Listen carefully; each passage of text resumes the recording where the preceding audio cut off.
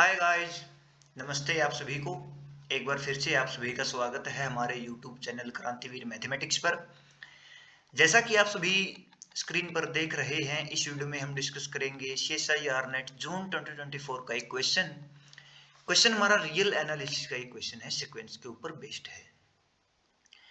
सबसे पहले तो आप खुद एक बार इस क्वेश्चन को ट्राई कीजिए कि आप इसको कैसे करते हैं, किस अप्रोच से आप जाते हैं, और फिर आप काउंटर एग्जाम्पल से जाते हैं या बेसिक अप्रोच से जाते हैं, फिर आप मेरी अप्रोच को चेक करिए, मैच करिए और आगे बढ़िए। देखिए मैं इसको कैसे सोल्व करता हूँ। Let a n be a sequence of positive real numbers given that a n greater than equal to 0 for all n belong to natural number set of natural numbers. Okay, let bn is equal to an by maximum of a1 to an n greater than equal to 1, ये दिया गया है। First option को हम देखते हैं कि इसने पूछा कि limit n tends to infinity bn exists in r। ऐसे केसेस में अगर हमारे पास किसी सीक्वेंस की एग्जिस्टेंस दे रखी है तो आपके माइंड में सबसे पहले आप वहां पर एग्जांपल के लिए कांस्टेंट सीक्वेंस को सेट करिए, कांस्टेंट को सेट करके देखिए, फिर आपको वहां से कुछ ना कुछ जरूर देगा। अगर नहीं देगा तो फिर आप आगे सोचिए। हालांकि नेट का लेवल उतना भी ज्यादा नहीं है कि टफ दे बहुत ज्यादा, कोई एक ऑप्शन तो वो बिल्कुल चार में से कोई एक को तो डिस्कार्ड कर ही देगा, कांस्टेंट सीक्वेंस वाला। ओके, कांस्टेंट लीजिए। कांस्टेंट में भी आप देखें तो आप जीरो लीजिए, अगर सिचुएशन है तो वन लीजिए, जीरो लीजिए, कांस्टेंट में भी कोई और मत लीजिए। तो इसने पूछा कि लिमिट बी एन एग्जिस्ट कर रही है। पहली बात तो ये b n also greater than equal to 0 for all n belong to set of natural numbers. Is it okay? Now bn existence के हमारे पास केसेस होंगे तीन। या तो ये कांस्टेंट होंगी, या ये डिक्रीजिंग होगी, या ये ओसिलेटिंग होगी। ओसिलेटिंग का मेरे मतलब ये है कि अगर ये पॉइंट ऑफ कन्वर्जेंस है तो ये एक बार यहां, फिर यहां, फिर यहां, फिर यहां, इसी टाइप से कन्वर्ज कर सकती है सीक्वेंस, तीन ही टाइप से कन्वर्ज कर सकती है। तो यहाँ पर कांस्टेंट का और डिक्रीजिंग का हम करेंगे। ओसिलेटरी का केसेस आप देखिए कि क्या ये ओसिलेटरी बनेगी, नहीं बनेगी तो क्यों नहीं बनेगी, और क्या क्या सिचुएशन होगी। ओसिलेटरी के लिए आप खुद इसको ट्राई कीजिएगा। अब हम लेके चलते हैं कांस्टेंट सीक्वेंस। अगर हम bn को कोई भी कांस्टेंट सीक्वेंस लेते हैं, मान लीजिए bn हमारी कांस्टेंट है, तो हमारे पास bn इज इक्वल टू मान लीजिए k है। तो ये हमारे पास आया limit n tends to infinity an by maximum of a1 to an. This implies that limit n tends to infinity an is equal to limit n tends to infinity maximum of this। ये हमारे पास case आया n2 में k। अब आप यहां पर देखिए कि limit of an tends to infinity, यहां पर हमारे पास an के फिर से हमारे पास केसेस बनते हैं। अगर हमारी an है जो वो अगर डिक्रीजिंग है,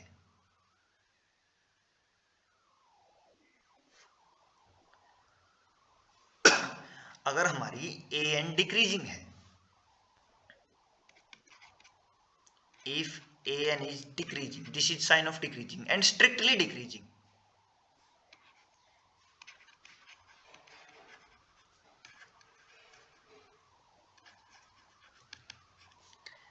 this implies that ये लिमिट हमारी जीरो हो जाएगी, और ये जो हमारी लिमिट होगी हर केस में यहां पर हमारे पास मैक्सिमम 1 ही आएगा।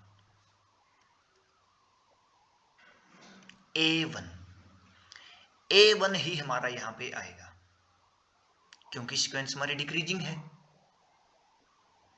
और फंक्शन हमारा मैक्सिमाइज का है। तो हमारे पास यहां से क्या हुआ या तो हमारा k 0 होगा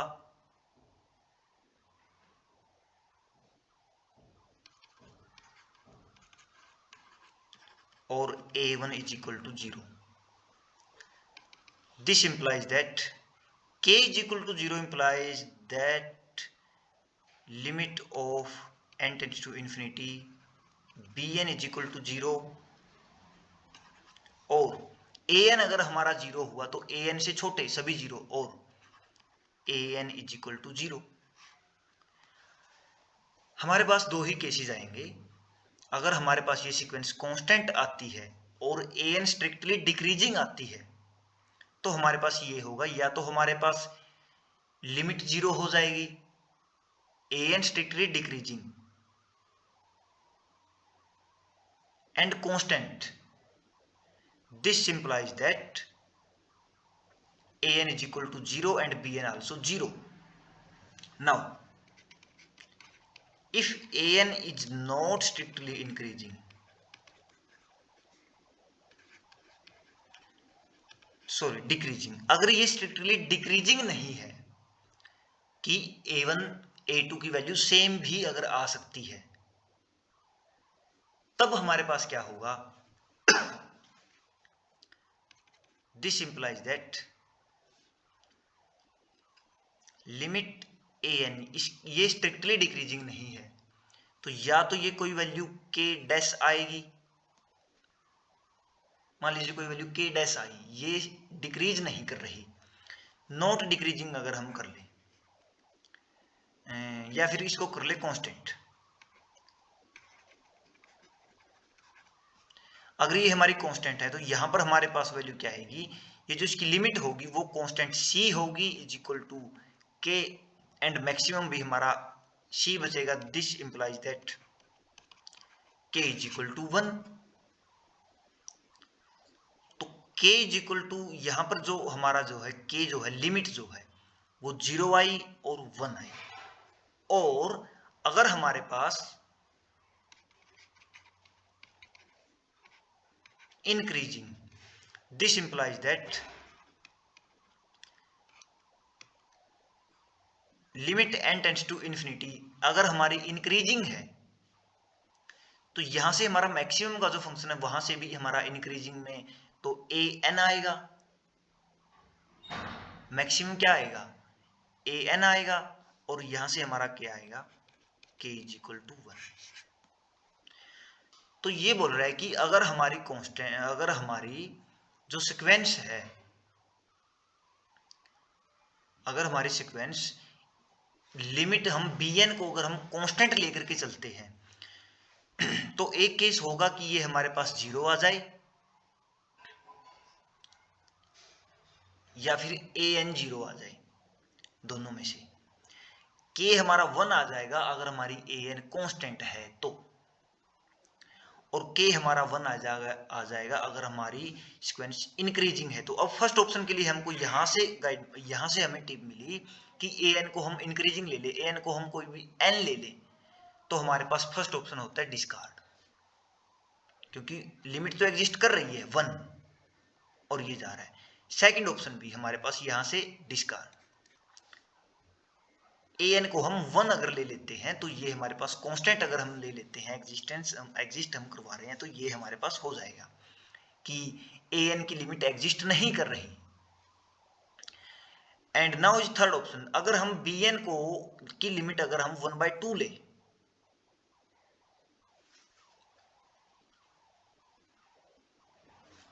bn की लिमिट अगर हम 1/2 ले तो हमारे पास क्या आता है, k की वैल्यू यहां से देखिए k इज इक्वल टू, यहां से हमारे पास आ जाएगा k into limit n tends to infinity a1 to an is equal to limit n tends to infinity an. ये हमारे पास k आया और ये हमारे पास आया 1/2. ये भी हमारे पास गिवन है, 1/2 के लिए हमें चेक करना है. अब ये 1/2 आया तो इसके हमारे पास केसेस बनेंगे. कैसे, देखिए 1/2 हमारे पास कैसे आ सकता है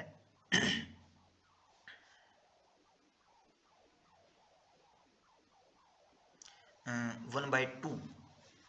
ओके, तो ये हमारे पास आएगा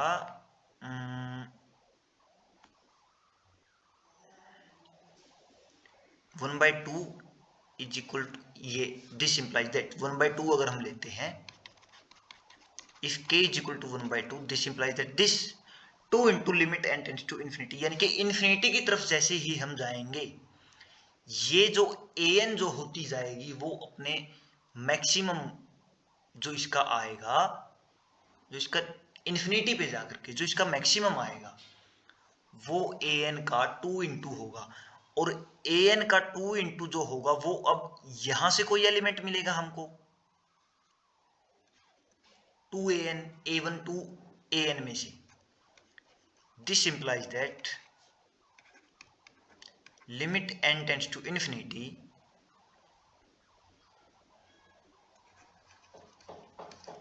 maximum of an to an minus 1 is equal to 2an। अगर हम इसी को अप्लाई करें आगे an-1 ऐसे ऐसे अगर हम करते जाएं, तो हमारी जो सीक्वेंस क्या है वो क्या हो जाएगी, ये an इससे लास्ट वाली कोई भी टर्म, इसमें मान लीजिए ये an-1 ही अगर हुई, 2an, इससे पहले वाली 4an और ये 8an, ये हमारे पास आती जाएगी।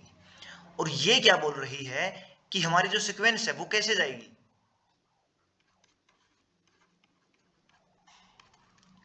जीरो की तरफ जा रही है। an सीक्वेंस की हम बात कर रहे हैं, this is going to zero. एक तो ये केस हुआ कि हम हाफ हाफ हाफ करते जाएं, ओके, कि अगर हम देखिए हमारे पास bn क्या गिवन था, an by maximum of a1 to an, ये गिवन था। तो अगर हम यहां पे मैक्सिमम, अगर हम an को अगर हम ले लें an-1/2,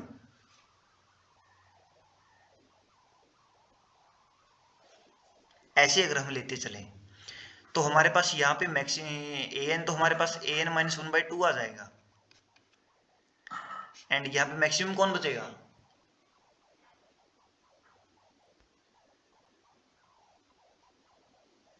यहाँ पे मैक्सिमम कौन बचेगा, an ही तो बचेगा। और इन दोनों की लिमिट जो होगी वो इक्वल होगी, दिस इंप्लाइज दैट bn हमारा 1/2 हो जाएगा। और एक केस अगर हम ले सकते हैं वो ये कि अगर हम an को ले लें 2, यानी कि मैक्सिमम को हम 2 कर दें फिक्स, an को हम डिक्रीजिंग ले लें, यानी कि सॉरी इवेंचुअली कांस्टेंट, an अगर हम ले 2 1 1 1 1 1, तब भी हमारे पास यहाँ पे जो bn की जो लिमिट है वो 1/2 आएगी। और दोनों ही केसेस में ये दो ही केस बनेंगे, या तो हम हाफ हाफ करते जाएं या हम ये कर लें कि हमारा जो मैक्सिमम है वो फिक्स रहे और 1/2 जाए, तो हमें ऊपर वाले को फिक्स करना पड़ेगा। और यहां से हमारे पास क्या हो जाएगा, an भी हमारे पास कन्वर्ज करेगी दोनों ही केसेस में। तो हमारा थर्ड ऑप्शन जो है ये करेक्ट होगा। 1/2 लेके आने के लिए या तो हमारे पास bn को हम कांस्टेंट बना लें 1/2, या गोइंग टू 1/2 हम बना नहीं सकते यहां पर, सॉरी गोइंग 1/2 भी बना सकते हैं, वो हमने डिस्कस किया ना an/2 के लिए। अगर हम an को ऐसे ले लें an-1/2, तो दोनों ही, इसमें भी an 0 को जा रही है, इसमें तो an-1/2 लेने के लिए उसमें 0 पे जा रही है। इवेंचुअली कांस्टेंट वाले केस में भी हमारे पास an इवेंचुअली कांस्टेंट आएगी, और किसी केस में हमारे पास 1/2 आ ही नहीं सकता। और यहां पर bn फोर्थ ऑप्शन जो है, फोर्थ ऑप्शन देखिए, फोर्थ ऑप्शन में हमारे पास bn की लिमिट 0 दी गई है, या तो ये 0 होगा, limit n tends to infinity bn is equal to 0, this implies that Bn is equal to 0 for all n belong to n.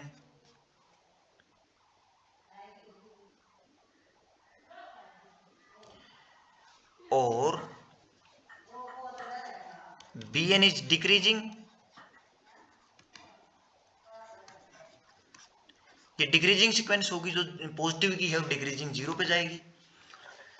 अगर हम Bn को 0 लेते हैं सभी के लिए, this implies that An is equal to 0 for all n belong to set of natural numbers. और अगर हम Bn को डिक्रीजिंग लेते हैं तो हमारे पास यहां से केस आता है कि मान लीजिए हमारे पास ये है An by maximum of A1 to An। अगर हमारे पास ये है तो हमें नेक्स्ट टर्म को जो है वो इससे छोटी बनानी है, An+1। तो इसको छोटा बनाना है इससे। अगर हम इसको दोनों ही केस अगर हम डिस्कस करें कि यहां पर इसको अगर हम इसको छोटा बनाना है तो इसको हमें छोटा लेना पड़ेगा। अगर इसको हम बड़ा लेते हैं तो यहां पे फिर ये बड़ा आएगा, मैक्सिमम भी यहां पर चेंज हो जाएगा। और मैक्सिमम क्या हो जाएगा, अगर हमने an से सभी के लिए अगर हम अप्लाई कर रहे हैं तो तभी ये इंप्लाई करेगा। अगर हम An+1 को अगर हम बड़ा ले रहे हैं और हमारा मैक्सिमम, अगर हमारा मैक्सिमम An+1 ही आया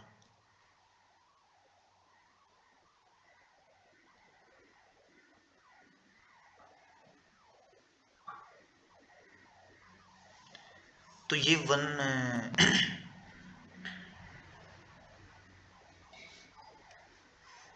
इसको हमने छोटा बनाना है।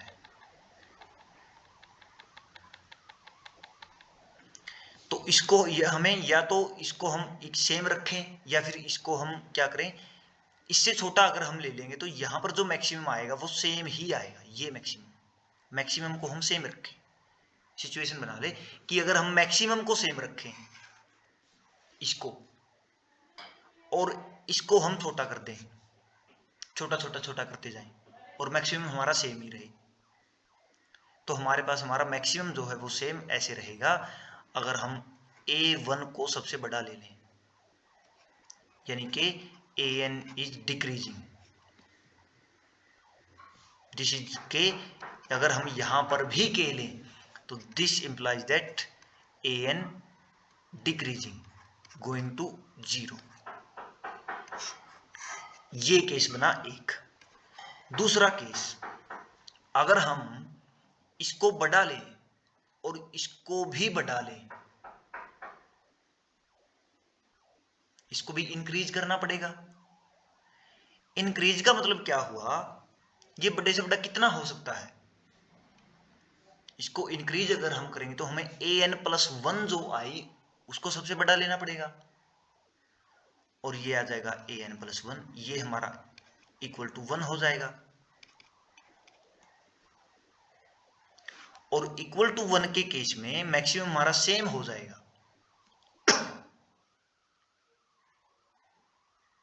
क्या सीक्वेंस डिक्रीजिंग बनेगी?